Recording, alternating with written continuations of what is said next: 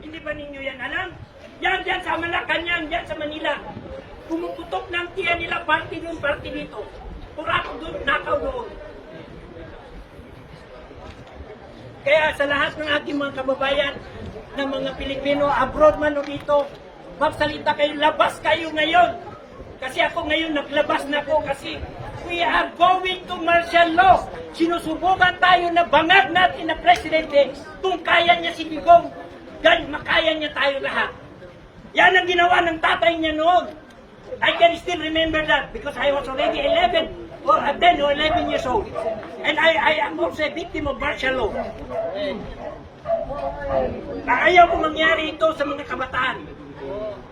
That's why Tatay Digong is very naawa talaga ako. Matanda na, pagod yun. Dinala pa, putang ina. Totoo ba yan si Office of the President pa ang nag-charter sa peroplano ni President Duterte? Kung hindi pa naman tanga, banga. Gago siya. Siya ang may personal interest na mapalis si Digong dito. But never surrender. Adik man siya.